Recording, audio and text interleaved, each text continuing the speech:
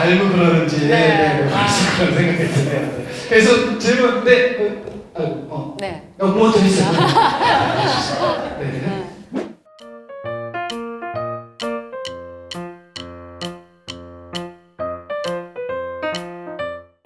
지금 당연히 둘째 때문일 수 있죠. 근데 나이 차가 이제 좀 되잖아요. 그래서 그 나이 차임에도 불구하고 그런 아이인가를 일단 한번 벡터를 봐야 될 것 같고, 그 다음에 보통 매핵기라고 그래요. 이게. 근데 요즘은 가장 그 흔한 병명이 역류성 식도염이 굉장히 많아요. 근데 그건 한방에서는 예전부터 많이 있던 것들이거든요. 그래서 그 아이는 일단 아까 제가 이렇게 진찰했잖아요. 그러면 보통 여기서 이 심조라고 하거든요. 여기서 이제 맺히는 게 있으면 일단은 그거를 의심은 할 수는 있어요. 그러면 일단 심리적인 부분을 일단 의심할 수가 있고, 그게 아니라 아까 어머님처럼 만약에 소화기 중안 쪽에서 이제 나타나면 그러면 그건 소화기 자체의 문제일 수도 있고, 또는 아까 얘기했지만 이쪽에서 막힐 수도 있거든요. 근데 대부분은 여기보다는 애들은 오장 육부 쪽으로 먼저 굉장히 애들은 명쾌해요. 거짓이 없어. 특히 몸은 있는 그대로를 드러내거든요. 그러니까 아이가 지금 그런 증상이 있다라는 것 자체는 몸이 얘기를 하는 거예요. 내 얘기를 좀 들어달라고. 그러면 얘기 들어주면 돼. 제가 사실은 아까 이렇게 진찰을 했는데 치료도 똑같거든요. 그냥 대고 있으면 돼요. 그럼 아까 우리 파시아 동영상 봤죠? 그럼 그 미세한 애들이 그 안에서 지들이 풀려요. 그러면 그 밑을 흐르고 있는 신경, 림프, 혈관 모든 것들이 흐르면서 지가 고쳐요. 지가. 내가 고치는 게 아니라니까. 어머니들은 관심만 주면 돼. 제일 중요한 건 관심이거든요. 얘는 뭐 지나면 날 거야. 당연하지. 하지만 그런 차원이 아니라고. 그러니까 지금 그 어머님은 일단 나이 차이가 있고 아이가 그리고 지금 증상이 또 좀 호전됐다가 또 나타나고 이런 걸로 봐서는 심리적인 것이 좀 원인이 될 수도 있겠다라는 의심은 해요. 근데 그건 일단 뭐 봐야 되는 상황이고, 그래서 너무 걱정은 하지 마시고요. 그렇게 관심 가지고 걔한테 계속 지켜봐 주는 거 그것이면 되니까요. 우리가 이제 둘째를 임신하면 이제 그래도 나는 둘째를 낳아도 큰애한테 똑같이 해주겠다라고 보통 다 다짐을 하세요. 그런 이야기를 워낙 많이 들었기 때문에.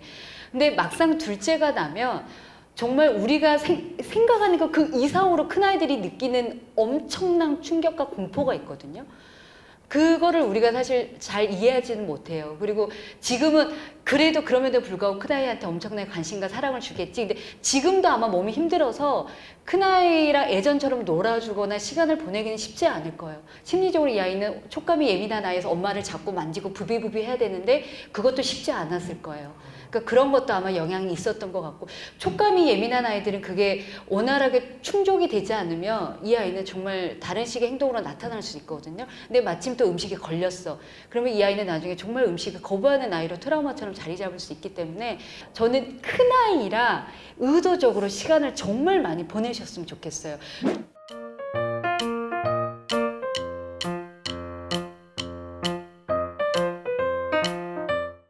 제가 봤을 때는, 그러니까 애들은 제일 중요한 게요, 그 나이 때는 발달이에요. 그러니까는 그 나이에 냅두면 애들은 아무것도 못 하잖아요. 그래서 얘네들은 지금 중요한 게 뇌거든요. 그러니까 뇌에서는 결국 신경 덩어리거든요. 그 신경이라는 건 결국은 정보를 가지고 계속 배워나가는 거예요. 그래서 지금 그 나이 때는 우리가 맛을 본다는 건 혀에 당연히 미뢰가 있고 미가 그것을 보는 것 같지만 사실은 다시 자리로 앉아서 사실은 뇌가 느끼는 거거든요. 그래서 우리가 그 술을 먹고 또는 뭐 그 안 좋은 어떤 그 약물 같은 거를 먹고 할 때 그 맛은 굉장히 안 좋아요. 쓰고 막 이렇거든요. 근데 뇌를 흥분시키거든요. 그래서 그거를 못 끊는 것처럼 애들은 당연히 지금 뇌가 자극이 되는 거거든요. 그리고 그 나이에는 지금 내가 정보를 이렇게 흡수할 수 있는 게 이 미각이 전부예요. 그러니까 아이는 당연히 공갈 젖꼭지를 주니까 다른 걸 안 한다고 그랬잖아요. 거기에 익숙한 거거든요. 그런데 핵심은 뭐냐면 그게 중요한 게 아니고, 어머니는 아까 눈물도 글썽이고 하셨지만 사실 핵심은 그게 아니고요. 지금 나이가 20개월이 됐잖아요. 그러면 얘는 정상적인 발달을 못하는 거예요. 핵심은 그거예요. 전혀 불쌍해할 거 없어요. 그러니까 지금 중요한 거는 그 발달 과정을 쫓아가줘야 되고요. 그것보다 늦어도 안 되고 일러도 안 돼요. 대변 가리는 게 24개월에 가리거든요. 그거는 그때 가려야 돼. 그것보다 일러도 안 되고 늦어도 안 돼. 그러니까 그거를 일찍 막 하게 하려고 하는 것도 문제가 되고요. 그거보다 아이 뭐 괜찮아 냅둬도 안 돼. 그리고 아까 둘째 얘기하셨지만 첫째 둘째 나이가 한두 살 차이가 나잖아요. 그러면 첫째가 첫 번째 보이는 현상이 뭐냐면 퇴행 현상이 나타나요. 젖꼭지 빨라고 하고요. 발달이 늦어지는 거예요. 그래서 중요한 거예요. 애들은. 그래서 어머님이 혼자 아무리 그렇게 고민해도 다 안 나와요. 그래서 양방소아과, 뭐 정신과, 한방소아과 다 괜찮아. 제 생각엔. 얘기를 듣고 싶은 거야. 특히 애를 보고 얘기해야 돼. 아셨어요? 네, 일단 좀 말씀을 드리고 싶은 게, 일단 이제 남들이 끊는 시기예요. 근데 보통 이제 전문가들이 말하기는 2세까지 쪽쪽이는 괜찮다요, 공식적으로. 그래서 너무 억지로 뗄 필요도 없다라고 이야기하지만 이것도 이제 가정마다 케이스 바이 케이스. 네네. 근데 지금 이제 남들이 끊는 시기에 이걸 줘서 문제가 되지는 않을까라고 이제 생각을 하는데 이게 이제 대물 애착이거든요. 그러니까 이게 쪽쪽이가 문제가 아니라 정서적으로 엄마나 아빠가 충분히 지금 사랑을 주고 있는가, 애정을 주고 있는가, 이 아이가 원하는 정서적인 안정감을 내가 채워주고 있는가, 사실 그게 더 중요하거든요. 우리는 함께 있으면서 아이한테 사랑을 많이 줬다고 하지만 아이가 원하는 사랑과 내가 준 사랑은 굉장히 다를 수 있거든요. 그래서 일단 우리가 이게 쪽쪽이를 줄까 말까 이게 문제가 아니라 내가 이 아이 눈을 충분히 바라보고 있는가, 충분히 스킨십을 내가 해주고 있는가, 충분히 이 아이 이야기를 들어주고 있는가. 부모한테 받아야 되는 애착감이 그렇게 물건으로 갈 수 있기 때문에 보통 엄마들이 아이한테 미안하다고 하지만 막상 함께 있으면 이 아이 눈을 보지 않아요. 우리 손에는 다 스마트폰이 있기 때문에 액정을 보지 아이를 보지 않아요. 실제로 많은 부모들이. 액정 통해서 보잖아요. 맞아요. 이렇게 막 찍고 영상. 근데 그런 부분들을 한번 체크해 보시고요. 이거는 그냥 아이한테 항상 물어보세요. 이거 어떻게 했으면 좋겠어?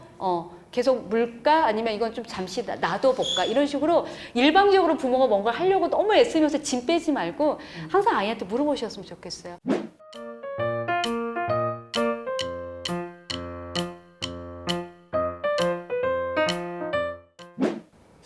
피부는요. 이제 아기 어릴 때는 태열이나 뭐 아토피 이게 가장 문제가 되고 그 이외에는 방금 말씀하셨듯이 습진이나 뭐 여러 가지 증상들이 이제 생기는데 일단은 고칠 수 있고요. 고칠 수 있고 중요한 건 뭐 어떻게 하면 고칠 수 있을까? 그러면은 그것이 왜 생겼는지에 대해서 결국 또 알아야 돼요. 네. 여기 이제 뭐 피부과 연관되신 분이 계신지 모르겠지만 대부분 가면 다 스테로이드 줘요. 맞아요. 병명과 상관없이. 근데 지금 요즘 한 10년 전에 비해서 돌 전후로 해서 아토피 애들이 없어졌어요. 10년 전에는 아토피 난리도 아니었어요. TV에 맨날 뭐 추적 60분 그리고 뭐 특집 다큐멘터리에서 애 데리고서 산에 들어가서 살고 뭐 저희 한의원에도 계속 아토피만 오고 막 그랬거든요. 지금 별로 없어요. 왜 그런 것 같아요? 스테로이드를 안 발라요, 엄마들이. 스테로이드가 하는 역할은 이게 왜 생겼지? 하고 아무 상관없는 약이거든요. 그냥 아까 얘기했던 면역을 없애버려요. 그러니까 싸우러 나가야 되는 애들을 일단 다 재워버려. 그러니까 싸움이 안 생기거든. 그러니까 전쟁이 안 일어났으니까 아무 일도 없지.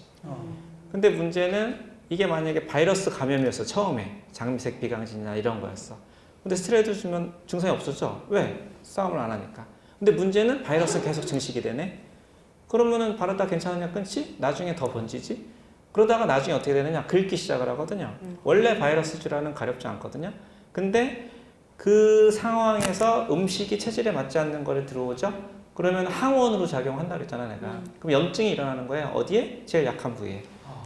가렵기 시작하죠? 긁죠.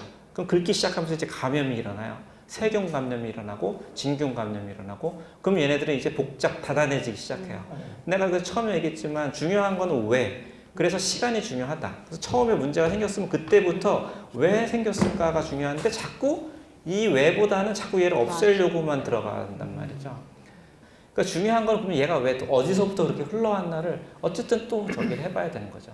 그러니까 원장님의 이야기를 들으면 엄마 아빠들은 이제 그 아빠들도 마찬가지지만 포털 사이트나 어떤 책자에 의존하기도 많이 하고 그 순간 보이는 거 빨리 없애고 싶은 마음이 맞아. 좀 크잖아요, 사실. 근데 그 원인을 찾지 않고 그걸 해결하다 보면은 더 이제 골무 맞아. 더 커질 수가 있으니까 조금 더 원인을 더 확고하게 생각해 보시는 게 좋을 것 같아요.